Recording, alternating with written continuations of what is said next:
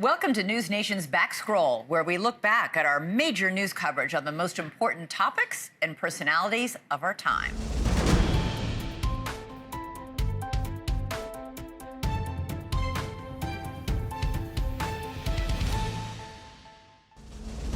Got some breaking news to report to you regarding the Idaho murder case. The four murdered students in Idaho, Bryan Kohberger in jail awaiting the next hearing in June, a gag order making it very difficult to sort of put the pieces together in this very strange mystery. But we are learning something tonight about Bryan Kohberger and his predilections. On his phone, according to People magazine and NewsNation's reporting as well, on Bryan Kohberger's phone, numerous pictures of one of the victims. I had a chance to talk with Steve Helling, who's investigative reporter with People magazine, about some of the findings regarding that piece of information, the fact that Kohberger's phone had loads of pictures of one of the victims. This is our conversation earlier. So, somebody who's very familiar with the investigation says that after they arrested Bryan Kohberger, they took his phone, which of course is what you'd expect. And now that they've been looking at his phone, they have all of his communications. They have all of the things that you would have on your phone. And one of the things that they looked at were the pictures. And there are pictures of at least one of the victims in his photo roll. We don't know the details of those pictures. We don't know whether they were pictures he took from a distance. We don't know if they're pictures he downloaded from her social media, but he had pictures of one of the female victims on his phone. And is anyone pointing to which one of the three female victims might be the one who's on his phone? I mean, we all have our suspicions, and of course the cops certainly know, but that's not something that they're telling. There's a gag order in place. They can't tell us all these details. But yes, it was one of the three female victims, and cops sure know who they are. You and I could guess all day, and we'd probably guess correctly, but we don't have that officially. And of course, without even being able to name them, it's hard to push further to suggest, is that person potentially the target of all of this? Like, was there one person who was the target and maybe the other three ended up as collateral? Are they saying anything about that? Well, before the second gag order came along, we were getting, you were getting it, I was getting it, we were getting these tips. And, I think that they had a pretty good idea, even back then, a month ago, of who the primary target was. Whether or not these pictures are of that person, who you and I both pretty much know, remains to be seen. So what else did they get, or are you able to find out about from, combing his photo rolls? Was there any other clue in there? No, but it certainly seems as though he was, he was very aware of what was going on in this house. We know that. Obviously, besides the photos, we already know that his phone just kept pinging from that area. So, he'd been there several times. So I think the phone is going to be a real treasure trove of information for the investigators, not just from the pictures, not just from, we don't know the texts he sent. We do know, as we talked about a few weeks ago, that he had reached out to one of the girls on Instagram. So, there's going to be a lot of tracks there that they can look at, and, tracks that I don't think that he covered. There's one line in your exclusive where your source says it looked as though Kohberger was certainly, quote, paying attention to her. Were you able to read into that any further? I think paying attention means something more than just, noticing somebody. Paying attention means that you are, purposefully and very deliberately, keeping track of somebody, keeping track of who they are, what they're doing, that type of thing. So there was somebody who was on his radar for a while. And that person, that girl, was unfortunately one of the victims. All this time we've been trying to figure out the nexus between, this alleged killer and these victims. And the only connection that so far can really be made is the fact that he's a vegan.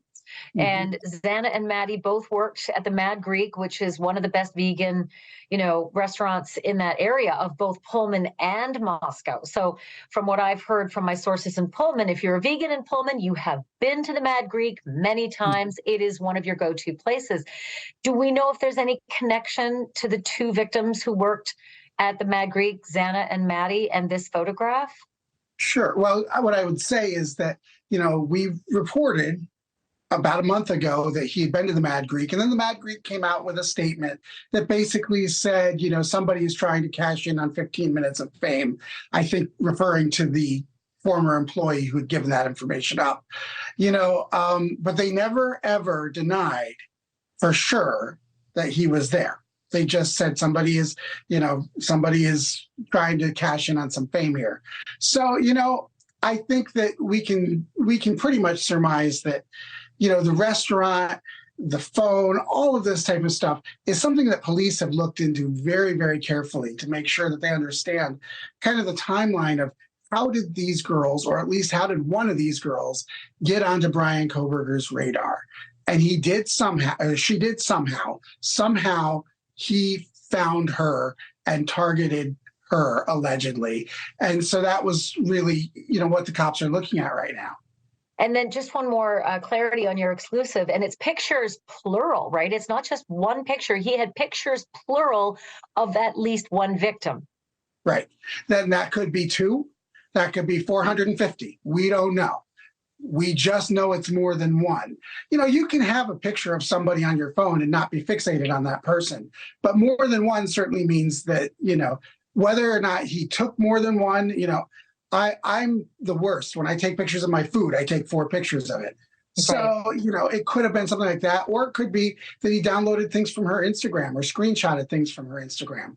So yeah, that's the other thing, right? Because we don't know if it's downloaded or if they were actually snapped on his phone. There's no way to tell between that. Well, at least they're not telling us. They would know. They're not telling us, but they certainly know, because every picture you take, it tells, you can figure out exactly where a picture was taken, when it was taken, all of that. And people who know a lot more about computers than I do can figure that out. So you better believe that the cops are doing that. I want to read you something that happened just a few hours ago, and it may have been because of the incredible reporting by Steve Helling. The judge in the case wants no talking at all. He wants to put a gag order on just about everyone. We have a First Amendment right. You can't gag me. You can't gag a lot of people, but the judge of the case, she can actually gag people who actually work for the court. Officers of the court, attorneys on the case, prosecutors on the case, attorneys for the families, attorneys who are tangential to the parties in this case, witnesses in this case, and a lot of people. So a tougher gag order was just issued in the last few hours, making it harder to get these details. Well, no matter. Steve Helling gets them anyway, and he joins me now. He is a senior reporter with People magazine, and he has a long history in doing crime and justice reporting, which is why he got this story. Steve, congratulations on your exclusive reporting. Really remarkable stuff.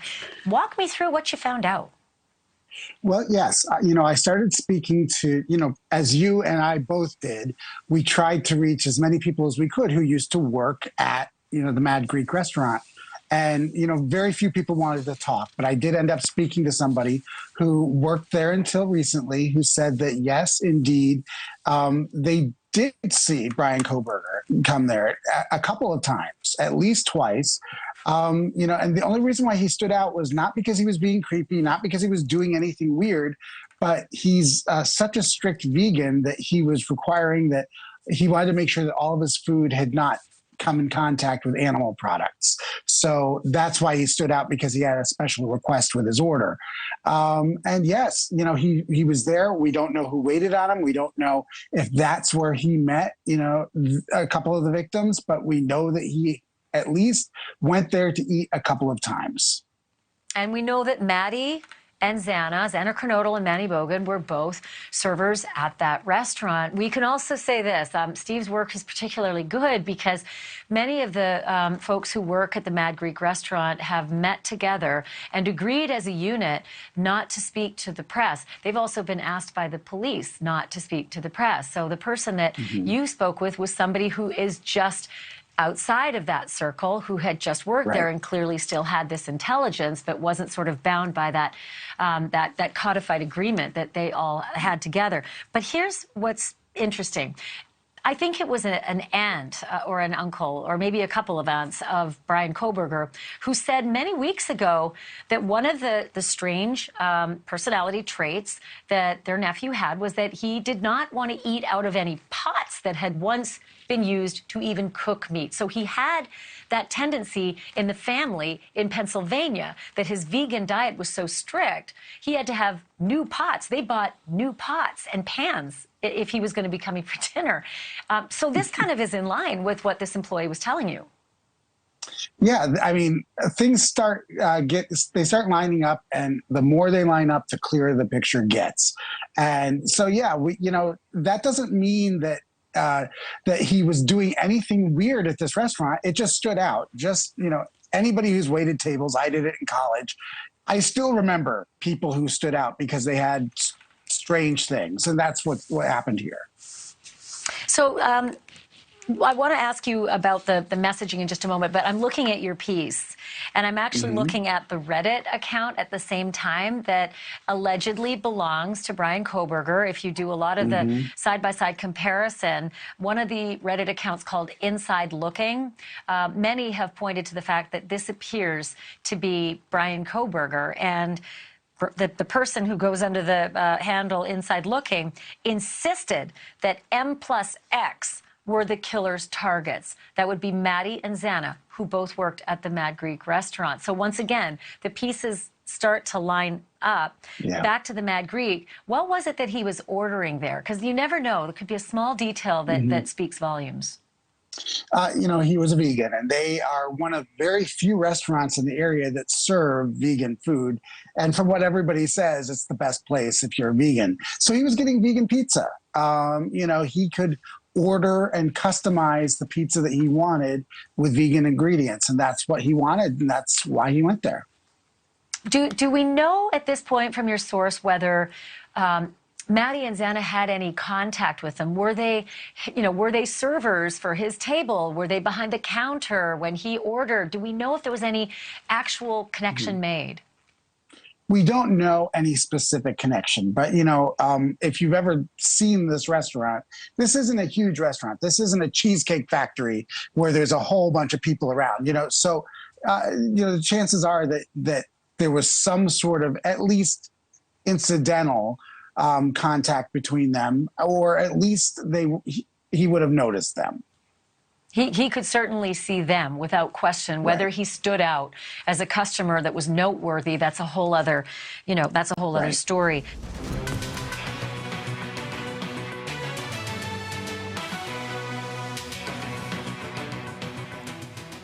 Hi, everybody. Welcome to the program. Good to have you here. This has been a really, really big day in the true crime community. You probably know today as the sentencing day for Bryan Kohberger, but so much more has happened. The documents have started to drop, and the details from the investigation have started to drop. And before I even do that, I want to tell you right now at 10 o'clock Eastern, 8 p.m. Mountain Time, that guy has been transferred to the state penitentiary.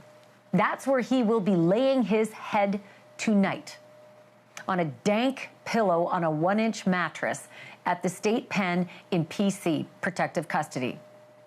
The chances that he is going through processing right now, as we speak, are 100%. And here are some of the things that are happening to Bryan Kohberger. He is at the initial reception housing. He will be issued his brand new inmate number tonight. He will have a fresh mugshot taken. He'll be strip searched. Maybe he'll be given a shower. He'll be given an ID band as the newest inmate at the state penitentiary in Idaho. And he'll get some brand new clothes. The kind of clothes he better get used to liking, because he's going to wear state penitentiary jumpsuits and prison garb for the rest of his natural life, however long that life may be. He's only 30, so 60 years or maybe a couple years, given the penchant for prison justice that so many inmates have had in the past. So there you go. They move fast in Idaho, and they get you to the state pen. It can take upwards of like days or weeks, but not for that guy.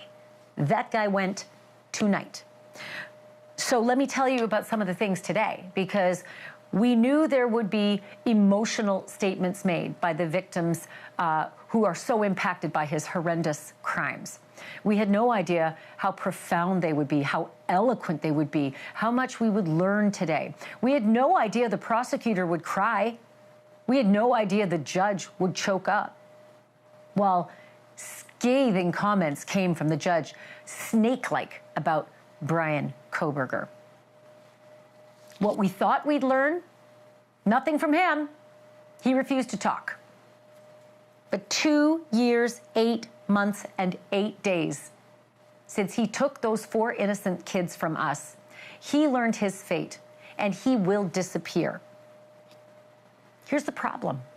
When he doesn't speak, and we learn so little from the police because, as it turns out, they know so little. It is really disconcerting as a fellow citizen. The fact that we discovered police today had no connection. They could find nothing between Bryan Kohberger and 1122 King Road. Why? Why those 4 kids and the other 2 who survived? Why? They found nothing. They found no connection. They found no target. Does that mean nothing existed? Or does that mean he was just good at covering his tracks? Because we did learn he wiped clean his laptop. He wiped clean many of his electronics. Not all of them. We learned enough about his purchasing of a K-bar knife and a sheath and a replacement plan. But we did not learn why these 4. We did not learn if one of these 4 was a target. So anything you've heard or read that suggests Maddie was a target or Kaylee was a target, it's not true. The cops said it today. They couldn't find the motive. They did find a connection to 1122 King Road. They just don't know why. That might be the most confounding thing of all today, apart from the fact that he stood like a robot, staring into the eyes of people whose lives have been shattered. Didn't show a thing, didn't break a sweat, showed nothing, absolutely nothing. And here's why it's so frustrating. And this is me talking. Every time there's a criminal who does something so out of the norm, like the Ted Bundys of the world, we learn something. We learn how to protect ourselves in the flock. After Ted Bundy put on a cast and limped around grocery stores asking women to help him put groceries in the back of his car, we learned not to help people. We learned, watch it. These people are wolves in sheep's clothing. When Clifford Olson killed at least 11 hitchhikers in Canada, we learned, stop hitchhiking. It's dangerous. We used to do it all through the 70s and 80s, not after Clifford Olson. BTK, killing people left, right, and center, and he was a scout leader and a church elder. It taught us you can't even trust the ones who look like they're trustworthy. But with Bryan Kohberger, what do we learn? How are we supposed to protect ourselves from these new age monsters? We learned nothing about why he came after these 4. I feel like I can't do anything different today than I did yesterday based on this murderous, heinous beast and his actions. I can't recognize the next one. We did get a big, big dump of police files tonight. I'm going to read you a couple of quotes from the Moscow Police Department because they are starting to release the investigative product. Now we're learning a lot more about what they found, especially at 1122 King Road. This is what one of the responding officers found when it came to Xana and Ethan. Quote, I looked inside the bedroom. Xana was laying and it was obvious an intense struggle had occurred. Xana was obviously deceased. There was blood smeared on various items in the room and all over the floor. There was blood cast off on the walls in various places, including above Xana's body. Xana was on her back on the floor in the center of the room with her head towards the west. Xana was in her underwear and a long-sleeved gray shirt. Both her shirt and underwear were covered in blood. Xana's face and body was covered in dried blood. I could see what appeared to be defensive knife wounds on Xana's hands. There was a deep gash on Xana's left hand between her pointer finger and her thumb. And upon finding the two girls on the third floor, Kaylee and Maddie, this is what the officer who responded is quoted as saying. Kaylee and Madison were covered by a pink blanket, which was covered in blood. There was a large pool of blood near Kaylee's midsection. Madison appeared to be laying up against Kaylee. Madison had what appeared to be wounds to her forearm and hands. Madison had a gash under her right eye, which appeared to go from the corner of her eye to her nose. Kaylee was unrecognizable as her facial structure was extremely damaged. This is where I bring in my colleague Brian Enton, who's probably had a far more difficult day than I have in following these details, and that's because he was there. He's in Idaho, and he was in the courtroom for all of it today. There's so much information coming out today, Brian. I'm trying to give the newest first, and I thought that you and I would lead the show with the incredible victims' impact statements and what happened in that courtroom today. But let's talk a little bit about what came out tonight, this investigative product. You've been learning a lot more about how all four of these kids died. Can you take me through it? Yeah, I mean, what an emotional day. And then all of a sudden the document dump began. They didn't waste any time. Moscow police has been releasing all sorts of documents. We've got a team frantically going through them. You mentioned the autopsy reports. Let's start there. I'm going to read through these, and it's difficult to talk about. I mean, like what you just said about Kaylee and how many times they were stabbed. It's awful. But let me read you through what we know. I'll start with Ethan Chapin. This is from his autopsy report. Fatal stab wound under left clavicle, severed his subclavin vein and subclavin artery, jugular vein severed, only had sharp force injuries, wounds caused by sharp object like knife. Xanacronodal, one laceration on her right lung, 2 lacerations in her heart. She had 50 plus stab wounds, mostly defensive. So we knew that Kaylee fought back, but now 50 plus stab wounds, mostly defensive with Xana. Only had sharp force injuries. Madison Mogan, left lung laceration, liver laceration, only had sharp force injuries. And then Kaylee Gonzalez, there was a left lung laceration, a liver laceration. Think about what was going on here. 2 subdural bleeds, stab behind her clavicle, cut her subclavicle vein and artery, sharp force injuries, asphyxial injuries, so, suffocated, blunt force injuries. This is kind of where the question about the second weapon has come in. And then 20 plus stab wounds on Kaylee Gonzalez.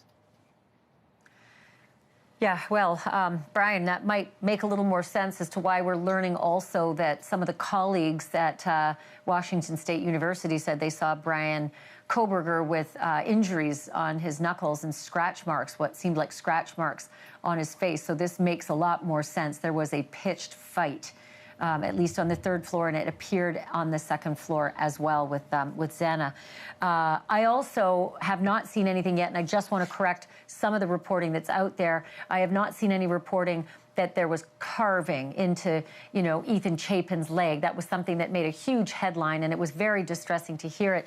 It just says these sharp injuries, but who knows if we'll see more. Can I ask you also about the neighbor and Bethany, both telling the police about a strange explosive sound, like a firework. What can you tell us about that? That's about all we know. And it's the first, there's little things that we've heard here and there. I have never heard this before until this came out in the documents that Bethany and the neighbor both heard something that sounded like a firework. I've been trying to think of what that is. You might have a better idea than me. I have no idea. Maybe something from the car speeding away. That's the best that I could think of. Or something fell over in the house on a hard surface and it sounded like it broke. It is a really tough one to put together, but they both heard it. A neighbor heard it and Bethany heard it.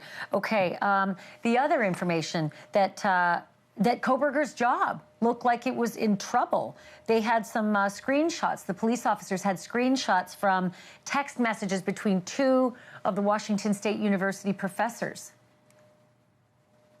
Yeah, and we had heard rumblings that he had issues, obviously, when he was the TA there, and issues with students and other professors, and he, wasn't keeping his job. I want to read you this text message, though. This is what we never seen this before. This is one professor writing this to another professor.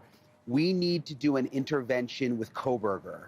She is going to try to gather information, but apparently he's offended several of our female students, which again goes back to some of our reporting from early on when we were at the school talking to people, that he had issues with the female students. Right, and also in those documents, apparently a female student at his college, WSU, said that she saw photos of herself and of her friends on his phone on the Dateline documentary. So they didn't even know that they were on his phone until they saw the Dateline documentary. But she says she said Bryan Kohberger used to sit close to her in class when he showed up for class, often late. Let me move to the stalking issue, because we all assumed that the investigators would tell us that Bryan Kohberger stalked one or more of these kids at 1122 King Road, but it turns out he just might be bizarre. Maybe he did, maybe he didn't. There's reports that there were people in the woods, that the kids at 1122 saw strange figures in the woods, that Murphy the dog would go running to the woods and wouldn't come back quite often. But then there's this discussion about a woman who talked to the police about being matched with Kohberger on Tinder. Yeah, and this was kind of crazy. You're right, though. We don't have any proof from police that he was stalking them. He may have been, but the police never had any evidence. We asked specifically about that today. But this is the woman who matched with him on Tinder, and I'm going to read this because I want to get it right. She says that she was talking about horror movies with Kohberger. He asked her what she thought would be the worst way to die, and she said with a knife.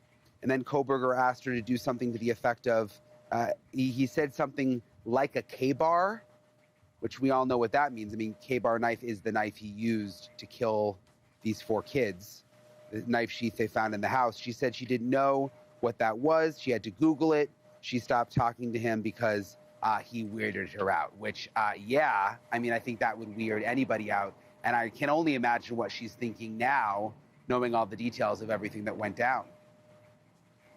Well, and honestly, who knows? Who knows if he stalked her, if he was thinking about her as a target before he ultimately chose these kids at 1122 King. There was also some investigation that went on at the Latah County Jail. They started asking other inmates there questions about their fellow inmate. And a guy who I guess had one of the cells close by in Latah, from August 24 to September 24, he had some observations. What did the police officers reveal today about that? Yeah, so the inmate said that Kohberger, and I'm going to read this again because this is from the police report, said that Kohberger was the smartest person he encountered in jail, but that he became annoying. Kohberger would wash his hands dozens of times a day. He was a germaphobe, so that's not a shock. Spend an hour in the shower. Said Kohberger would be up all night. He could hear Kohberger moving around at night, and says that Kohberger would take a nap during the day. And, it's interesting that they went back and talked to some of these inmates, because when I was in the prison yesterday, you mentioned at the top of the show, they've now moved Kohberger into the Idaho prison system. What they told me yesterday is they are going to go through all of the electronic communications of prisoners in the system that he may be around to see who has been talking about him. And that's how they're going to determine what block he may go into, even though he's likely going to be in isolation, which I found very interesting. They can actually search through all of the communication that the prisoners have been having with family and such and see who seems to be the most interested in Kohberger. So fascinating. And we learned today that all of the conversations that Bryan Kohberger had on his tablets and phones in both Ada County and Latah County, it's up to the sheriffs in those two counties as to whether they will release those communications to the public. We're hoping maybe they will, but that's in the future. Don't go anywhere, Brian Entin. I've got you for the whole hour. This is a special report tonight on the sentencing of Bryan Kohberger. We thought we were going to learn a lot, and the biggest thing we learned is how little the investigators actually knew about Kohberger and his connection to these kids. So what about Papa Roger? What about him? I thought for sure they would know that Kohberger was Papa Roger. They gave us their answer today about that. And what about social media? How connected was he to the 4 victims or the 6 people in that house that night? They gave us the answer to that as well. All of these answers plus continuing mysteries coming up next.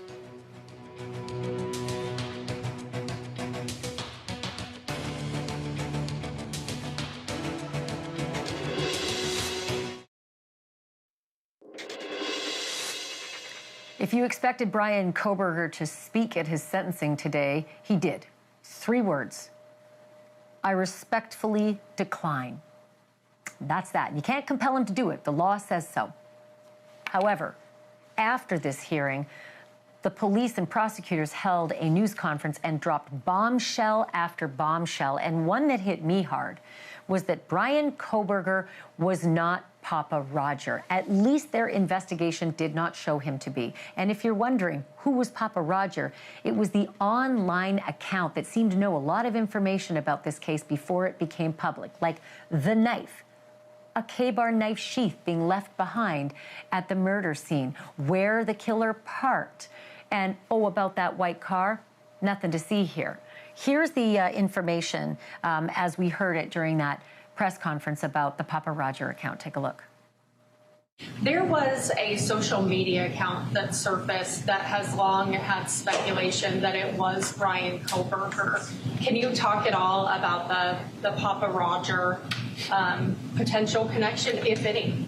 Right. There was no connection. There wasn't at all. And we looked into every bit of it. We took a deep dive into it. We researched it. It wasn't him? It was not. They said it was not. I'm still wondering if he just wiped his devices so clean they did not see it, but they seemed pretty definitive. We asked Alina Smith, who was a moderator of the University of Idaho case discussion group on Facebook, where this Papa Roger seemed to ply his trade a lot, and Alina told us she's not so sure either. Take a look. My opinion is that there's still something to it. And perhaps we know for a fact that Bryan had other phones. He had multiple phones, and he was on several different social media sites using a lot of different handles. So this is right up his alley. I want to bring Brian Entin back into the fold here. Brian, in that press conference, it was just like an avalanche of information that was so overwhelming, not the least of which was the revelation that there was no connection found between Bryan Kohberger and these 4 kids, or even the 6 kids, the 4 who died and the 2 who survived. It was just kind of bewildering to think it doesn't exist. I'm skeptical, and I don't know how many other people there are skeptical there's no connection. Yeah, I mean, this press conference was really something, Ashley. You would have had a field day because we haven't been able to talk to the police in 2.5 years. And kudos to them. I mean, they took a lot of questions, almost all of the questions, and they seemed to answer them the best way they could, as openly as they could. But I was surprised that there's not much more there than what we already knew in the probable cause. There wasn't much more motive. And you mentioned there was always this thought that maybe there was some connection on social media. Maybe he had followed one of the girls on Instagram or something, or was, stalking them through social media. But they never found evidence of anything like that. Listen to what was said. Was there any evidence that Kohberger was following the social media of any of the victims? So, trust us, we wanted that to be the case. We've looked for a link, and we have not found one. Not one. Yeah, through the entire investigation, I think that's something that we need, that you want, is to help to understand this and say, well, what's the connection? What was the link? And so we had every resource possible, and we worked that tirelessly, both from everything from his side, but all the victims and all the members of the House from their side. So we have never, to this date, found a single connection between him and any of the 4 victims or the 2 surviving roommates. Yeah, those were the two main detectives. They had the FBI helping, scouring all of social media, but no connection, Ashley. It's shocking. They also said that they don't think there was any target, or at least they don't know if one of the people in the house was actually targeted, or who, if one was, might have been the target. But they did talk about the house itself being a plan. Try to clear that up, because I was slightly confused by it. Yeah, so they don't know who the target was. If there's a reason that he went in there and was going after one person, they just don't know. Obviously, they don't know a motive. But they did say, but they didn't have any evidence to back it up, but they said they believed the house was the target, and then sort of explained it as, you know, maybe someone was driving around in that area. It was an easy house to get into, saw the sliding glass door in the back, that may have been the reason that he chose that house. But again, didn't seem to know for sure. Take a listen. There was a reason that this particular house was chosen. What that reason is, we don't know. We don't know who the target was, and we're not going to speculate on that up here today. But we can tell you that for whatever reason, Mr. Kohberger chose that residence. Perhaps it's the location, layout, we don't know. But that's, to the best of my knowledge, that's what that statement likely led to. I mean, look, like so many of us, I wanted more info. I thought that we would leave this getting a little bit more, but most of the answers were kind of like that, and they were just being honest. I mean, they really don't know. And is all of that because it doesn't exist, or is it because he was so adept at wiping his electronics using sophisticated techniques? Yes, and that's where the FBI comes in again. They found very little on the computers. Listen to what they said. Was there any evidence that he had tried to wipe anything from his phone, software-wise? We had the world's foremost experts on this look into it, and there was evidence that he had used software to wipe many of his devices relatively effectively, so there wasn't much evidence obtained after that. And you know, I was thinking, Ashley, today, obviously, he's guilty. He did it. He's an awful murderer. And the K-bar knife and the DNA, there's so much evidence. But I was wondering, if this went to trial, how were they going to explain some of these things to the jury in terms of motive? That could have been an issue. Maybe they knew that was an issue. Because I think jurors may have had questions about some of these things. Right, and often in murder cases, they don't know motive, and prosecutors do not have to prove a motive. They don't even have to offer motive, and they will tell you in summation they don't have to have the motive, but it is helpful if they have a motive. Something else that was a bit confounding today, Olivia Gonzalez, that's Kaylee's older sister, gave just a blistering victim's impact statement. It was so effective. And then she mentioned something about a second murder weapon. She said, she looked right at Bryan Kohberger and said, what was the second weapon you used on my sister? And then Steve Gonzalez mentioned it outside as well. And yet the police did not clear that up for us. Yeah, and I think they were talking about that, the Gonzalez's, because of those injuries, the extensive injuries that we laid out for everybody now that we have the autopsy report. But yeah, that was one of the first things I asked police about in the press conference.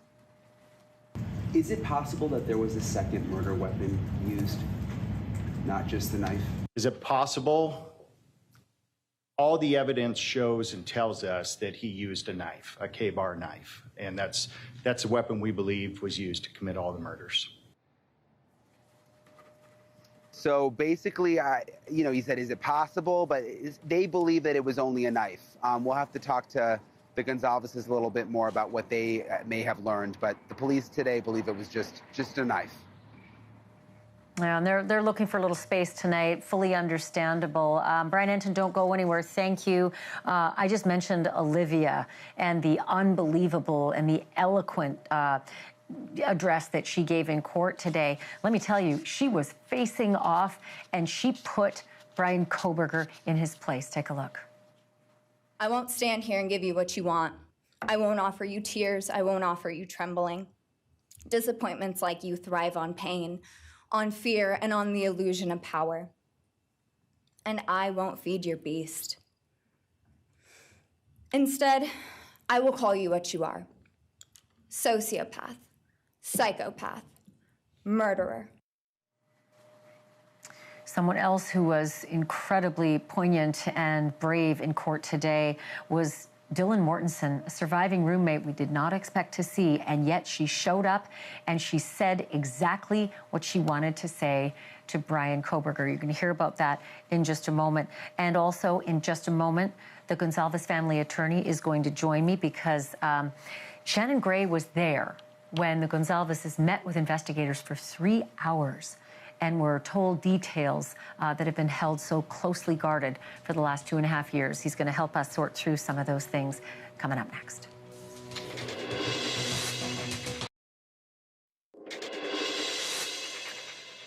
Ladies and gentlemen, let me introduce you tonight for the first time to ID inmate number 163214. That is how we refer to Bryan Kohberger now. That's his ID number in the state system in Idaho. This after a really lousy day. He was forced to sit through almost 2.5 hours of humiliation and shredding, rightfully so, by eloquent family members who kept their cool and their resilience, and they kept restrained. But boy, did they let him have it. I want to give you a sampling now of Olivia Gonzalez, that's Kaylee's older sister, Stephen Christy Gonzalez, her mother and father, and Randy Davis, Xana Kernodle's uncle, who basically said, go to hell. Have a listen. You didn't win. You just exposed yourself as the coward you are. You're a delusional, pathetic, hypochondriac loser who thought you were so much smarter than everybody else. The truth is, you're as dumb as they come. Stupid, clumsy, slow, sloppy, weak, dirty. Let me be very clear. Don't ever try to convince yourself you mattered just because someone finally said your name out loud. I see through you. You want the truth? Here's the one you'll hate the most. If you hadn't attacked them in their sleep, in the middle of the night, like a pedophile, Kaylee would have kicked your f***ing ass.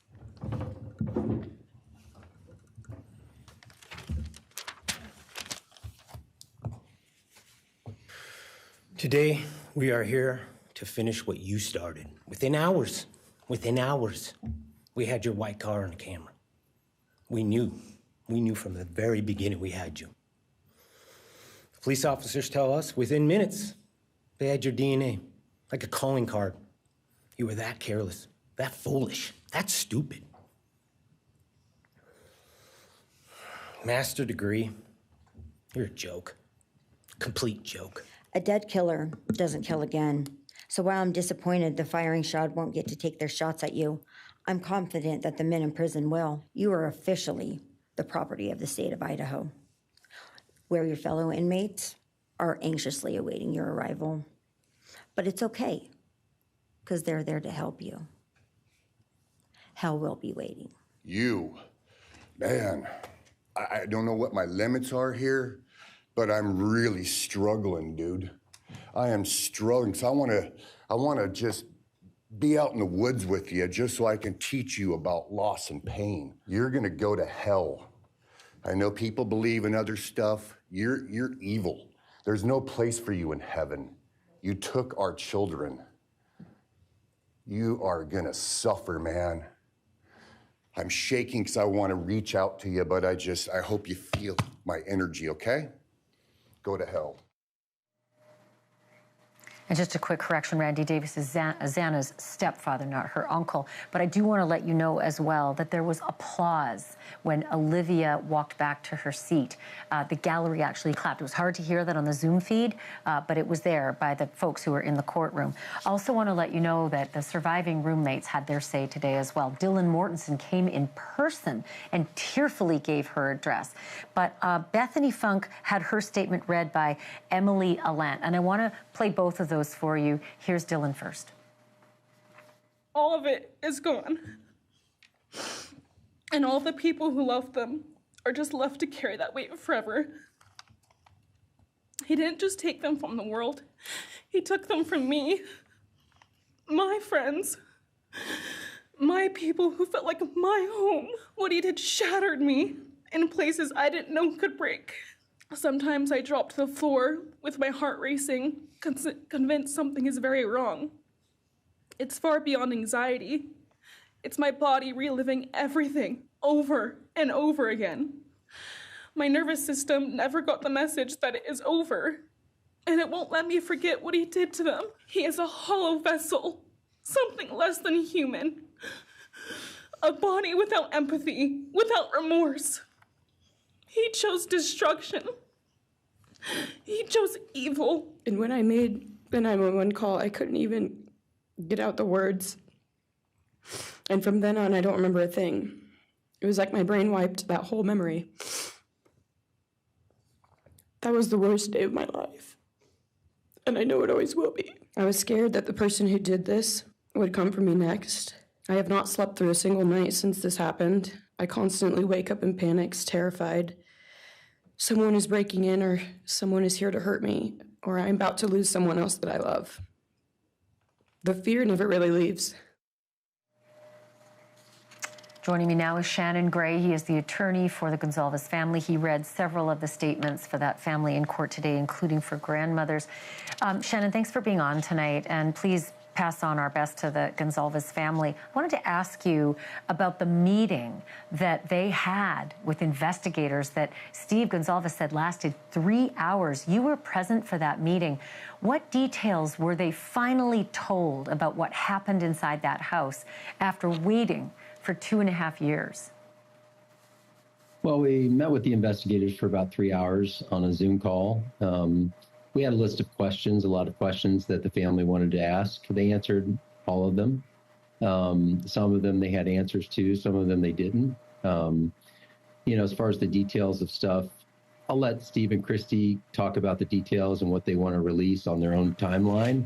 But, some of the stuff that you've already talked about, which is, a second weapon, that aspect of it. Because there was blunt force trauma to Kaylee's face, there was some sort of weapon that was used against her face. And the investigators didn't know what that was and couldn't figure it out. So when they're referencing the second weapon aspect of it, it's that because of the blunt force trauma that was to her face and her mouth area. So I was trying to get clarity on that, because when the reporters asked the police officers in the press conference, they said, we are only looking for a singular K-bar knife as this weapon. But you can ask the family about the other weapon. It seemed odd. Did they think that maybe something in the room was used, or did they believe he used something else and took it with him and disposed of it? I don't think they know. I mean, they said they were, they tried a lot of times, a lot of things to try to match the wounds on her face, the blunt force trauma that was on her face, around her mouth, and they couldn't figure out what it was. So they don't know. And since they don't know, we don't know.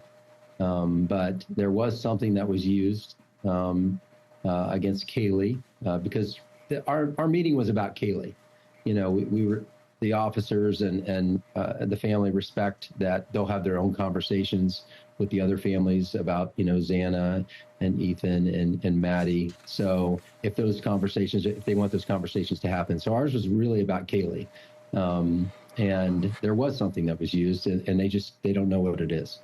So it's just so distressing to hear that she was stabbed over 30 times and that Xana was stabbed over 50 times. It's just unimaginable. It's worse than we all obviously thought. I mean it when I say it. Please pass on our best to Steve and Christy and their kids as they're going through utter hell tonight. Shannon, thank you for this. Yep, you're welcome. Shannon's been very helpful all the way through these last 2.5 years to the family of the Gonzalez's and to the media as well. I do want to mention something I don't see very often. In many decades of doing true crime, I don't see judges get choked up, and I don't see prosecutors cry in court. But I saw it today, and it was pretty profound. I'm going to show you examples of that next.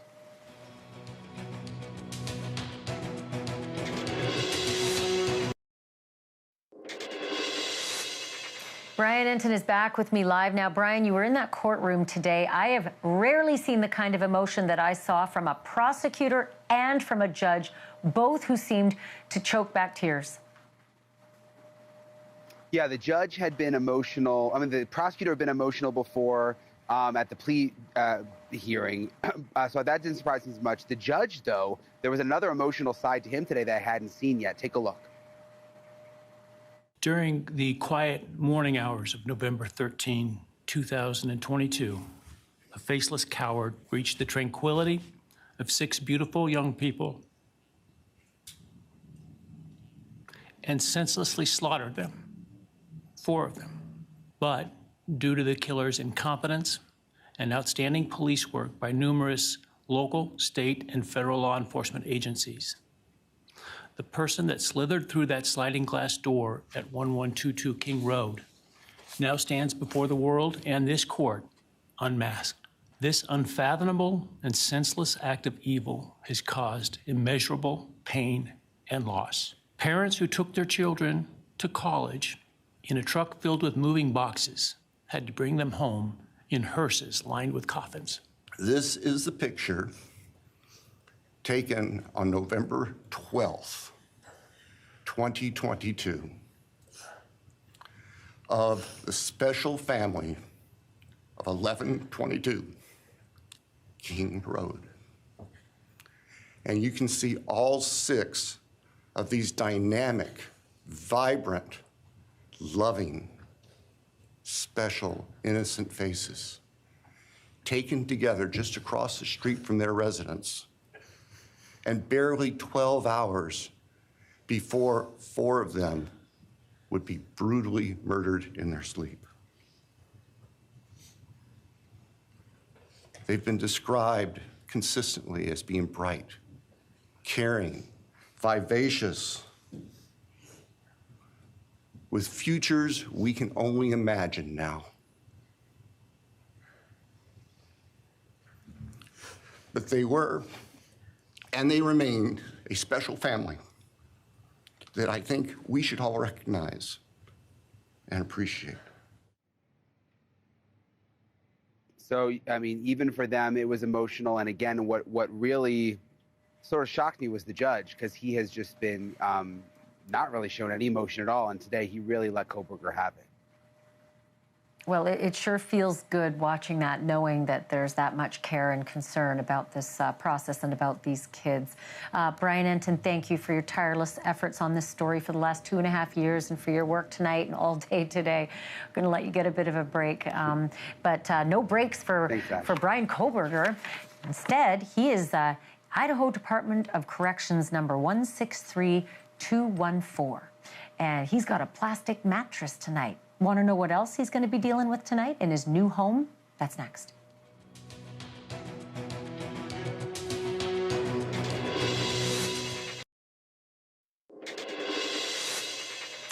I hope that you are planning to lay your head on a comfortable pillow and a cozy mattress. Maybe your family or friends are in the same home as you, and that you'll have a good night of sleep.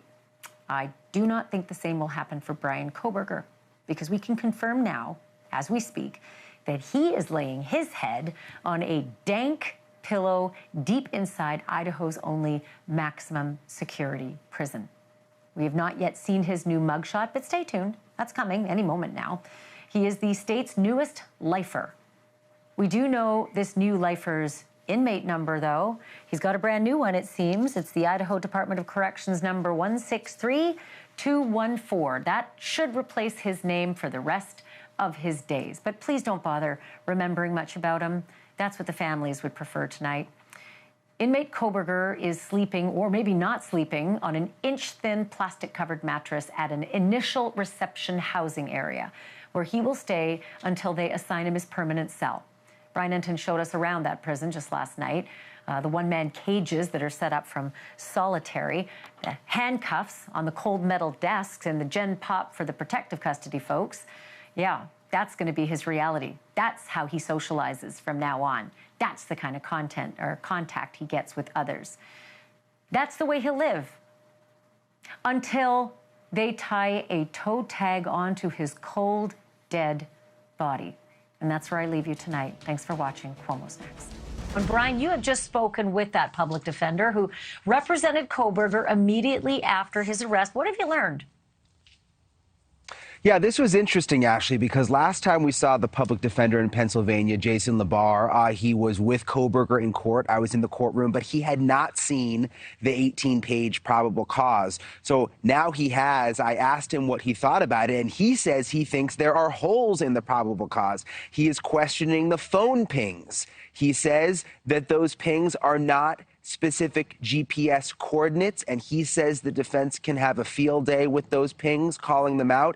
He is also questioning the description of Kohberger from the surviving roommate, that description that she says was, you know, the man who is about 6 feet tall and the bushy eyebrows. He says it's just not specific enough.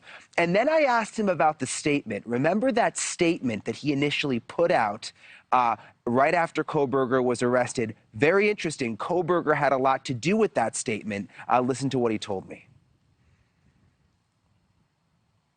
The statement that you released from Kohberger, where he, you know, said that he was innocent, essentially, did you write the statement with him? I don't know if you can share how that statement came about. The statement came about Friday night when I talked to him, and then I went out to the jail at 5 o'clock.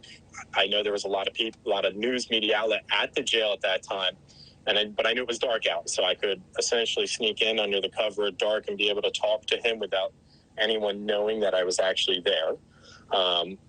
And I spoke to him for about an hour. I let him know about the statement, that I wanted to get a statement out there because with all of the news media, I knew there was going to obviously be issues as far as him receiving potentially a fair trial, people jumping to conclusions. You know, automatically you worry about the presumption of innocence and the integrity of the criminal justice system. So I said, Brian, is it okay if we get a statement out? And that's when he brought up the eager to be exonerated language. And obviously that was included in the statement. So that was him. That was him who wanted to put that in. The eager to be exonerated was the language he used. We put it in the statement. But obviously when I talked to him about the eager to be exonerated, to me, when we talked about it, it was more or less he was asserting innocence, but that's the language he used. So very interesting, Ashley, that Bryan Kohberger, is the one who came up with those words, eager to be exonerated. Mr. Labar also said he does not believe that Kohberger can get a fair trial here in Moscow, Idaho. He believes that this trial will likely eventually be moved to another jurisdiction. Well, I think Mr. Labar, it brings up a very good point. This is the kind of thing we have to deal with every time there's a high-profile crime and a high-profile defendant. Every time we've covered a Casey Anthony or an O.J. Simpson or a Jodi Arias, there's the issue of how to pick a jury where everybody knows everything about the case. And by the way, you can, because they all had fair juries. They all found juries in those cases. So it will be difficult, granted. So I wanted to ask you a little bit about this hearing tomorrow. It's so hard, Brian, to find out any information with the gag order. But we do know one thing, and I don't know if it's telling. They had to move the time. Was there some security issue or some particular reason why all of a sudden the docket changed and the time for his appearance changed? It's a good question, and you mentioned it. Because of the gag order, we can't call up the defense, or we can't call up the prosecutor. We can't even call up the police. None of them are allowed to talk to us. But yes, it's now been moved to 8 a.m. We're told by the courts, they actually put out a release today saying that they believe that it will be short and mainly focused on scheduling. Likely both sides are going to talk about when exactly they want to have a preliminary hearing. So maybe that's the reason that Steve and Christy Gonzalez, as NewsNation learned exclusively tonight, are not going to be in that courtroom. They're going to follow this by Zoom. I think, thank God for them, the overwhelming emotion that it takes just to get dressed in the morning, that you have to look across the courtroom at the man who's accused of killing your baby. So the curiosity of the 8 a.m., it's such a small courtroom. And last time there was this long line. I saw you and so many other journalists. And then there's the public. It's a public process. Do we know if the public's going to be let in again, or if they're going to have to do a huge organized, line to pick the first 10 and that's it? Yeah, it seems the public will be let in. You mentioned it. There were just 2 women I just met out here right before your show started who said they're going to be here tomorrow morning trying to get in the courtroom. I'll probably get here at least 2 hours early to line up because there was such a long line last time. And it's a small place. I mean, it's a small jail and it's a small courtroom, so they can only let in so many people. For the first time since January 2023, which was just after Bryan Kohberger was arrested, attorneys, police, and other officials connected to the Idaho quadruple murders are finally free, legally free, to talk about the case in public. On camera, online, in print, in the town square, wherever and however they like. And that cheer that you may have heard from newsrooms across the country and fans of public, not hooded justice, it erupted when the judge in Boise, Idaho, lifted that dreaded gag order this morning, technically called a non-dissemination order. Whatever you want to call it, it's kept all official sources on the perplexing murder case muzzled for 2.5 years. The point was, and it was a good one, to keep Kohberger's jury pool from becoming tainted with too much information, both good and bad, that may or may not be allowed into evidence.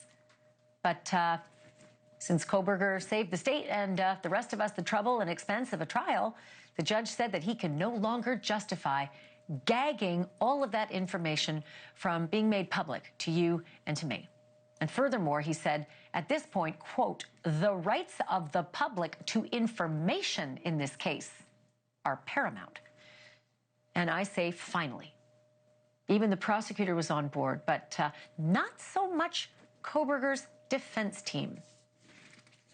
I would only say, Your Honor, as this court is well aware, the publicity in this case is so extensive and emotions are already so high that adding fuel to the fire of media interviews or a rush to interview people as they leave the courthouse or enter the courthouse would only increase the concerns that the defense has.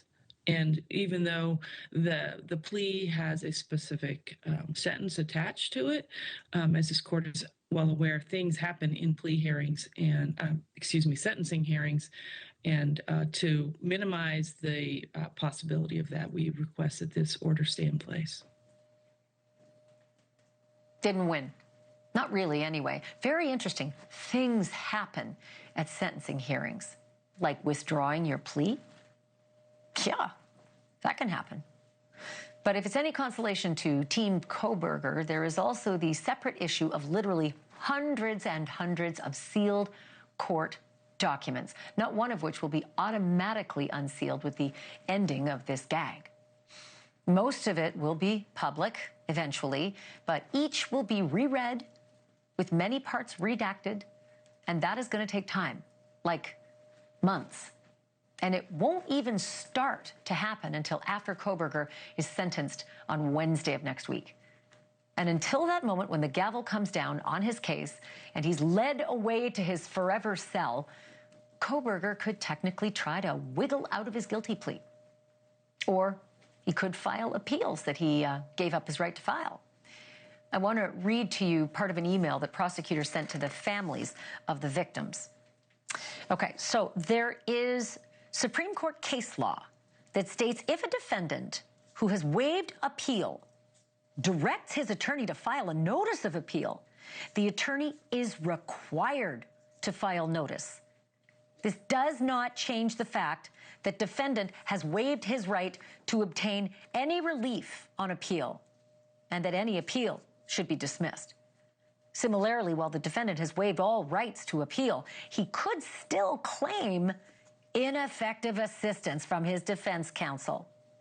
The state is not concerned about this possibility or the possibility that the defendant would have any success if he did explore either of these avenues. This basically means, careful, we are not at the end of the line yet, and Bryan Kohberger could still turn the screws on us before the gavel comes down.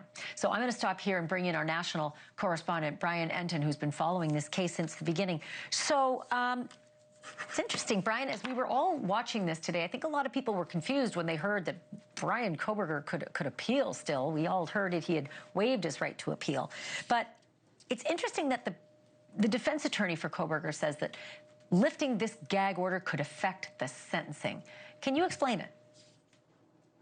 Yeah, I mean, you picked up on the same exact quote of the entire hearing. This was the thing that I picked up on the most. Things happen at sentencing. I thought, what exactly does that mean? And she wasn't really that specific.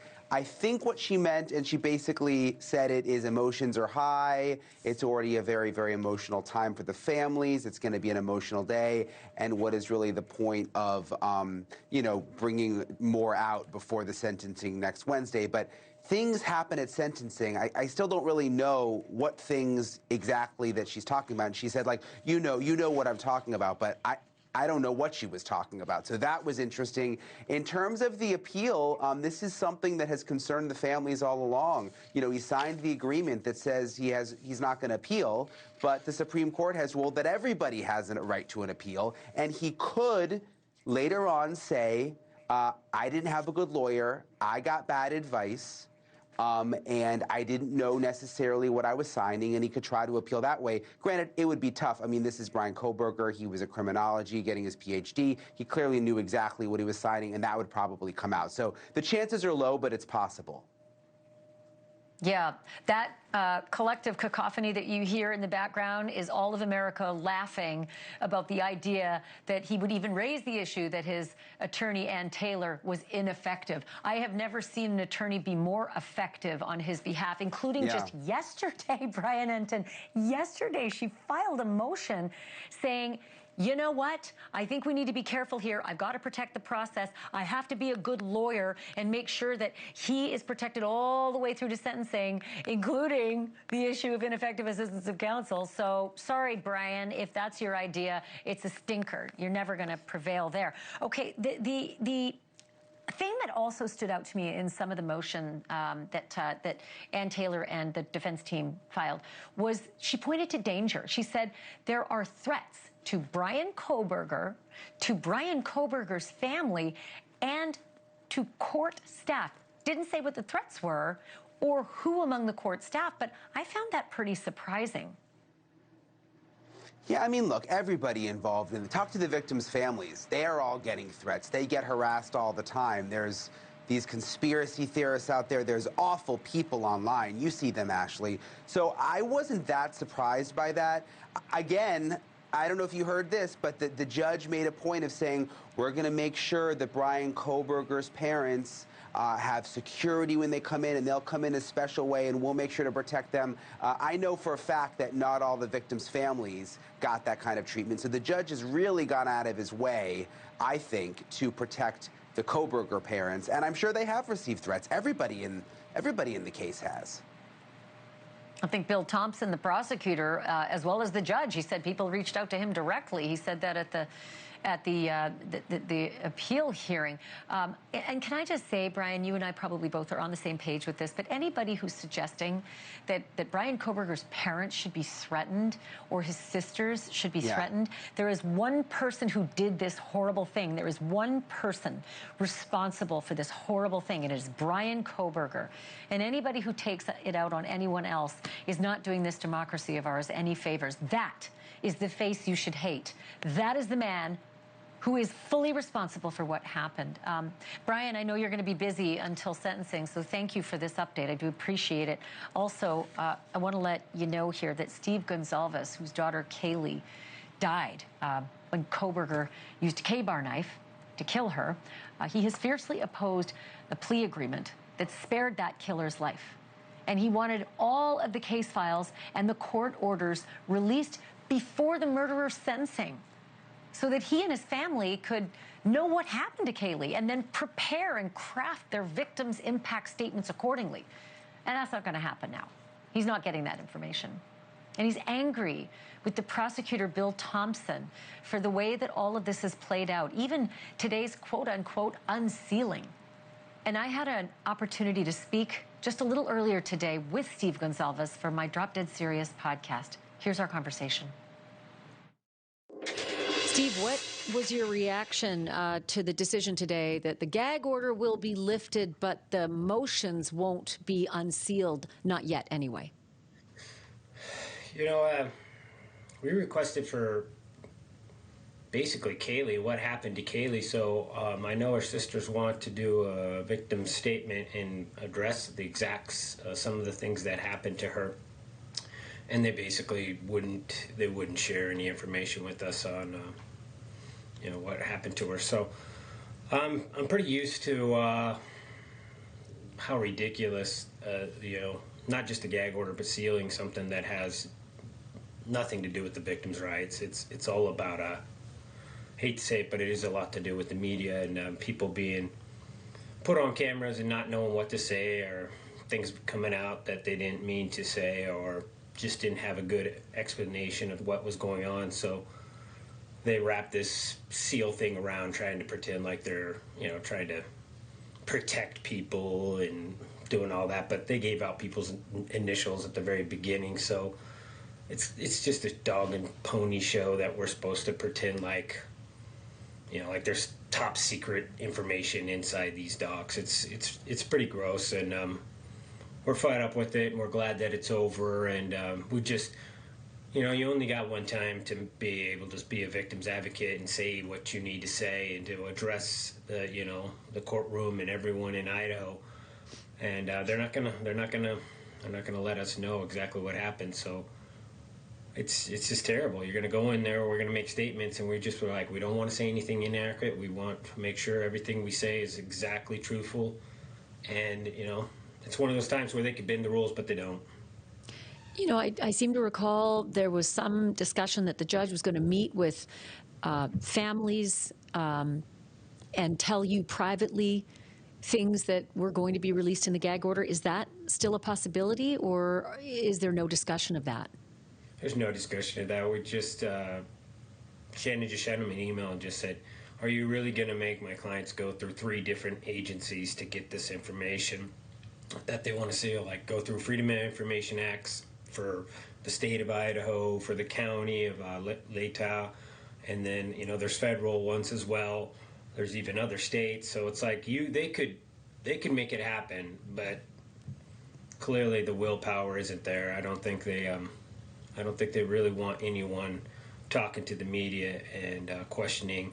You know, remember, these people said that it was a crime of passion, it was targeted, and you know, it was an isolated event. All this language, and then they even said, you're gonna have to trust us. You're just gonna have to wait and trust us. And now we've waited, and it's like, no. Well, there was no connection whatsoever that we could establish. So how do you get isolated? How do you get targeted? So I think it's more about covering up some of the mistakes that they made. They don't want to talk about the, you know, destroying the crime scene and how questionable that was. So they just say, well, we're gagged, and now that the gag's over, you guys aren't going to know exactly what we were talking about during the last 2.5 years. Was there any contact made or any overture at all from the prosecutor's office, the victim's rights advocate that's supposed to be associated with you, about the process going forward now in order to find out more information? Have they at least guided you?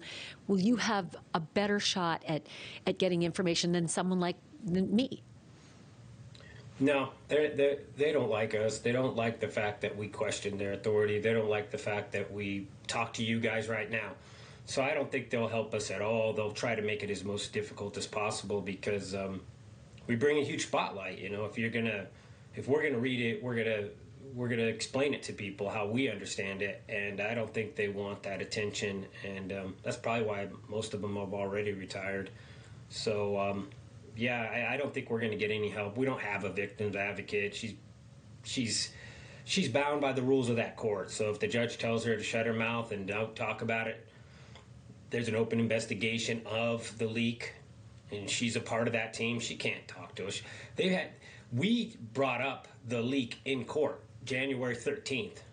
Gray accused that office of leaking the information, and ever since then, we've been able to prove that we knew about the sheaf and the DNA, CODIS hit, all that stuff before. And you think if there's an investigation, why hasn't anyone ever called us and asked us where we heard it? You know, so there's no investigation going on. They're lying to Hitler if they're telling him there's an investigation. There's no investigation going on, because the first person who told you that there was leaks and proved to you by telling you what they've heard, that eventually becomes part of your case. You know, the sheep, we knew about the sheep before it was. We knew about the white car before they released it. They never came and asked us who told us that information. They didn't even try. So, who was it? Oh, I would never. I'm not going to give that information out. You know, I really respect the people that actually reached out and tried to help us. They're awesome mothers and fathers, and they cared about their community, and they wanted to make sure that this was done the right way. And so, yeah, we did know some stuff, but I respect all those people, and I would never give out their information. They're all safe. Understanding. Every person I've ever talked to. It makes perfect sense. You got a loyalty to those who loved you and cared for you throughout this horrible process. In the interim, I kept thinking along the way there would be things that you know that we don't know, and that you were sworn to secrecy because of the gag order or any other reasons. Is there information you know now that I haven't known and the rest of us haven't known up until today? Most of the information we found out were just people calling up.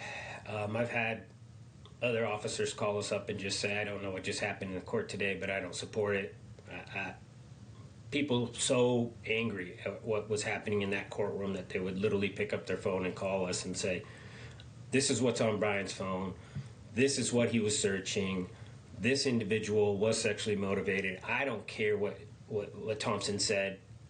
They've got a plan for him. They've got a job role for that man. And it's not every day that you get somebody who wants to be a police officer, is dying to be a police officer, is literally talking to them every single day about how he was going to be a police officer. It's not every day you get a master's degree in criminology that is going to go into prison, and they're going to leverage that. That's what they're interested in. They're not interested in him being locked up in 23 hours of solitaire where he's not going to be able to have any influence. They want him to go in there and actually have influence and work with them. And be a resource for crime fighting in the future? Yeah. His fantasy was to be an officer, or the earliest one was like a Green Beret or something like that, a ranger. So this guy's had like these grandeur visions of himself since he was just a little kid. And I think one of the first things he told the officers when they arrested him in Pennsylvania was like, let's get a cup of coffee. I'm working on my criminology PhD, and I'd like to interview you. It's like, this guy wants to be a cop or wants to be somebody of importance. He always has been, and that was part of the reason why we were trying to get them to take that into account and not plead with him. Don't give him the position of power. Basically, dictate the terms to him and say we're not going to accept this unless you prove who you are. Still fascinated by the comment he made upon arrest. Have you arrested anyone else? Thinking, is he throwing a red herring in? Is he really curious about other possible suspects? But I'm very curious about what you just mentioned, that coming out of hearings, there would be people who would call you and say, I don't like what's happening in that courtroom. I know what's on his phone. I know. What did you learn from those phone calls without divulging who it was who called? Just weird porn fetishes, but two of the fetishes were in that room. Drunk, passed out girls and gagging girls. And those are two things that were part of that crime scene. For Thompson to say that there was no sexual assault, of course there wasn't. He didn't have enough time. Somebody came up there.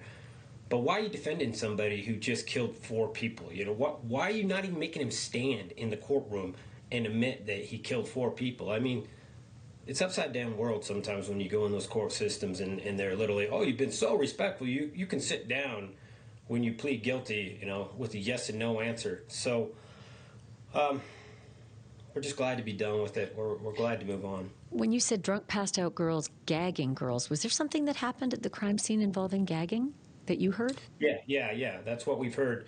That's why we want to get all these facts straight. So we don't want to have a statement that isn't accurate. But when you have a prosecution that just is okay with covering everything up and not telling you what's going on, it's hard to be accurate. And they've criticized us for not being accurate on certain things. And it's because we're not getting the facts. Parents shouldn't have to beg to know what happened to their kid the last 24 hours of their life. We figured out everything that we could. You know, we got the grub truck video before they did. We got the white car. We got the 112 surveillance even before they got it.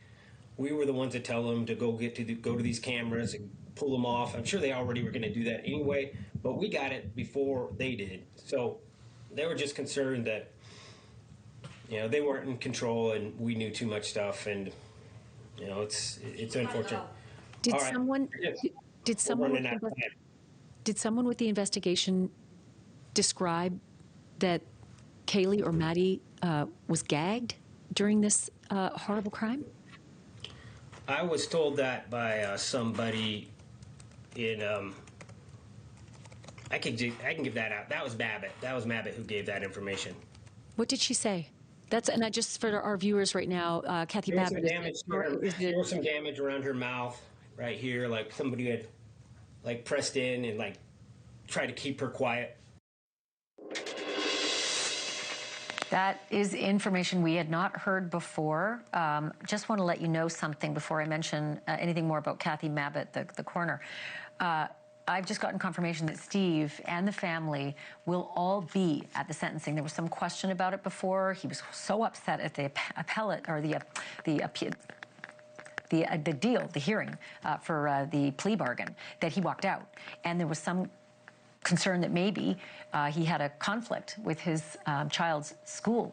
And now I'm being told they've got a plan to reserve 10 seats for the Gonzalez family in the courtroom for sentencing next week, and that Steve and his wife Christy and Kaylee's sister Olivia plan to make statements. Now back to the coroner, Kathy Babbitt, the Latah County coroner, somebody we spoke with shortly after the murders, you might remember. I remember her confirming to us on this show that all of the kids had been stabbed repeatedly with a large hunting knife and that they were in their beds when they were murdered. I just want to say my great thanks to Steve Gonzalez. You could hear he was on his way out of the house, so he did that interview as a real favor. You can hear the rest of our conversation on my Drop Dead Serious podcast, which drops literally right this minute. Thank you for watching. Subscribe below and download our NewsNation app right now on your phone, and you will get fact-based, unbiased news for all Americans.